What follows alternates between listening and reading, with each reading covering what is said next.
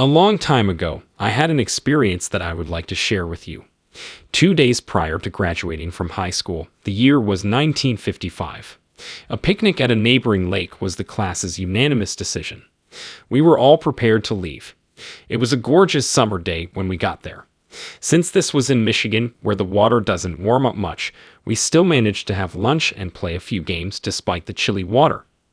Out of nowhere, I noticed some pals on a floating platform around 1,500 yards away, beckoning me to swim over and join them. I dived into the chilly water, reluctant to face my fears. I was unprepared for how chilly the water was. I began to have pains in my lower abdomen, which rendered kicking impossible while swimming halfway to the platform. I started frolicking about, choked on some water, and then I submerged. I couldn't control my anxiety as I froze, unsure of what to do. As soon as I surfaced, I glanced around and noticed that my companions were standing on the platform. I waved since I couldn't yell because of the water in my throat. They waved back, as if it were a game. My descent continued, and I never came to a surface. I slid further into the water, my shivers growing worse as the chill rose. I slid into them, my feet brushing against the weeds, and then I sat down on them. I fooled myself into thinking I could force myself to the surface when I felt a brief improvement. I attempted it, but I became stuck. I finally acknowledged that I was about to die as my body screamed in agony. Out of nowhere, an old voice in my brain urged me to take a break. Despite my internal debate, I insisted on taking a single deep breath. "You need to relax and release," the voice said again. I reluctantly inquired as to whether or not I could reach the peak if I released my grip, and the voice reassured me that everything would be all right. What I meant was, "Okay, you promise?" "I assure you," the voice said. "Yes, I promise." A final "okay, I'll let go," was my agreement. The second the thought "go" occurred to me, I leaped out of my body. I went from inside my body to outside of it in what feels like an eternity. There was a sudden change, and I don't even recall going through the tunnel. I was able to breathe again and felt warm and cheerful in the tunnel.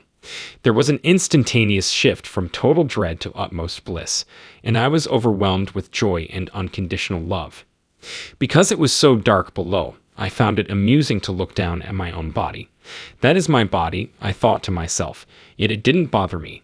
Seeing my lifeless body at the lake's bottom made me feel at one with my home in the universe. After taking a U-turn, I beheld a glimmer of illumination. Despite its diminutive size, the light was so powerful that it did not cause any discomfort to my eyes. I was enticed by the tunnel's magnetic pull and made my way towards the light. In what seemed like an eternity, I emerged from the tunnel. Standing smack dab in the midst of a gigantic spherical structure no bigger than a soccer stadium, I was taken aback. The entire world was encircled by moving screens that displayed my lives and actions in every direction. I sensed the light's presence even if I couldn't see it. It was right by me. We started talking about everything that had happened in my life. The light and everything was crystal plain to me, and I could make sense of it all. In every lifetime, I could see the results of every deed. Focusing on a single screen brought me back to that exact instant, along with all the emotions and impacts I had on the people around me. When I connected with my family and other people, I could read their minds because nothing was hidden.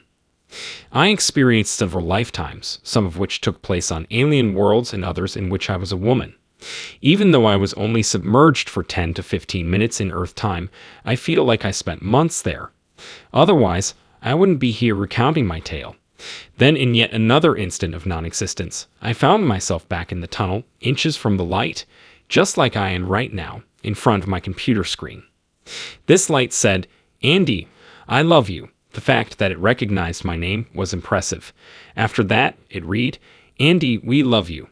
As soon as it said "we love you," the backdrop and lights vanished, exposing countless additional lights, identical to mine. Finally, they all echoed the same greeting. "Welcome home, Andy." In that instant, the light engulfed me. "I am the light," I said. In relation to the light, I was neither bigger nor smaller. It was as if I were a holographic fragment of light. It was the most incredible sensation a person could possibly have, and the feeling was beyond words. At that particular second, I had all the answers. When I'm in the light, people often wonder if I asked about peace and conflict. I knew, therefore, there was no need for me to inquire. Since nothing seemed mysterious, inquiries were unnecessary. It was hilarious and full of joy because of the light's great sense of comedy. The light kept telling me, "Andy, look how upset you got over that," when my life review in the big sphere was taking place. It is meaningless in the grand scheme of things. You need to relax. Why not? Please put out some light. While you were here on Earth, why didn't you enjoy yourself more? You're only passing through because it's all in your head. Life on Earth is fictional. It's only in your head. Each of the world's 8 million actors brings a unique ethnicity, religion, gender, and clothing to their roles. After the curtain falls and we're back in the daylight, we shed our masks and discover that we're really one. We share a common composition. Neither you nor anybody else is different from me. Putting on a disguise allows us to blend in and encounter things that are invisible to the naked eye. Having knowledge is different from having experience when seen in the light. For instance, I will never again feel what it's like to speak for the first time because I have been speaking my whole life. However, it was thrilling when I initially talked. I understood from the light's explanation that in order to incarnate and be born on a planet like Earth, I needed to reduce my vibrations. What I bring to the total is the sum of my life experiences. There is a singularity that includes all things, past, present, and future. This sense of unity is something I'll always remember vividly from my time in 2022 as Andy Petro, a costumed Ukrainian American living in the USA. It was an amazing, thrilling, and lovely experience. I'm acting out my role as my character while I wait for my story to conclude, and then I can go back to my rightful place. Being illuminated was an absolutely remarkable experience. It felt like ages, maybe even centuries, had passed since I had last been there. There is no hierarchy, no judgment, and no division in the light, where time stands still. Rather than being one in a dreary, monotonous sense, we are all a part of a vibrant, dynamic, ever-changing, and fresh adventure. I was about to go when the light abruptly told me, "Andy, you have to go back." "No, no, no," I shouted in protest. "This guy isn't right for you. I will not be returning." Reiterating, the light said, "Andy, you're going back." I was really insistent, saying, "You heard me. Didn't you? I have no desire to return to that planet. I've returned home." Once again, the light signaled, "Andy, you're going back." Upon hearing the word back, I experienced a sudden and intense reinsertion into my body. In sharp contrast to the euphoria of emerging from my body and into the light, the sensation was dreadful. It was my desire not to be present. Even though I know I must, I still despise being here. They were pressing on my lungs to expel the water while I lay on the beach, on my stomach, with my head turned. Before cardiopulmonary resuscitation, CPR. This happened in the 1950s. Soda came up with me when I coughed. I remained fully conscious during the entire ordeal. From when I departed my physical form at the lake's bottom to when I re-emerged on the beach, it was a non-stop flow. Every space was filled in. Lying there, prepared to be consumed by fish, my body had served its purpose. There was no me. I existed in the light. All I wanted was to be in the light, so it didn't matter whether they discovered my body. "Andy, tell us what happened," they said as soon as I stood up. How did it feel to be submerged in water? To cover up my lies, I pretended to not recall anything. Everything is empty. That was incorrect. Almost 70 years ago, the events that I am now vividly describing occurred. Remembering them brings back the same range of feelings I had when I was at the lake's base in 1955. Nothing has changed no matter how many times I've lived it. Being in the light brings an unparalleled delight and ecstasy. Because we all go through it in different shapes, galaxies, and universes, everyone will know this experience. Following this, I told myself, I can't tell anybody. For nearly 3 decades, I kept quiet about this. What I went through had no name in 1955. The phrase near-death experience, NDE, was first used in the late 1970s by Dr. Moody, who invented the term. Returning from a business trip 25 years later, I read his book for the first time. Without reading a word, I bought the book Life After Life, stashed it away in my coat pocket, and forgot about it.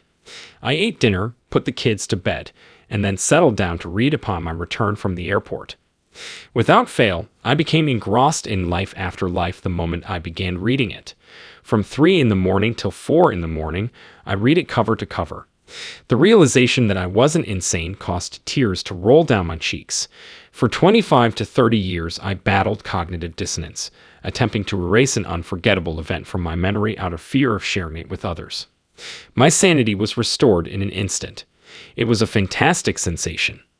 In light of all I had been taught and believed as a child, nothing made sense. At last, a word to describe it: near-death experience. Recognizing it aided my memory even further. Right now, I'm just waiting to get home. Soon, I will be able to fulfill my desire to return.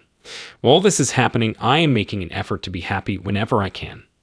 The fact that I have arrived here is more significant than the reason why. Making people realize they have a place to call home and improving their self-esteem are two of my primary life goals. I'm prepared to return because I've been there before. As I patiently await takeoff, I keep the return ticket tucked into my back pocket. I will be there immediately upon learning the exact time. This comprehension fills me with tremendous joy. Being funny, exuberant, and full of joy is something I enjoy doing, since the light is a joyful place full of comedy and joy. The light teaches that experiencing joy is the purpose of being, much like the best stand-up comedian. Making the decision to love instead of hate is easy. It's not complicated. It's up to you. Rather than being furious or hateful, I will attempt to be kind while I am here. It's not really noteworthy. Some people find that the simplest things in life bring them the most delight. Since we are all interconnected, it brings me joy when I see another person happy. I loathe myself whenever I dislike another person. I end up harming myself if I cause harm to another person. No one's above or below another. As soon as we step into the light, we become one.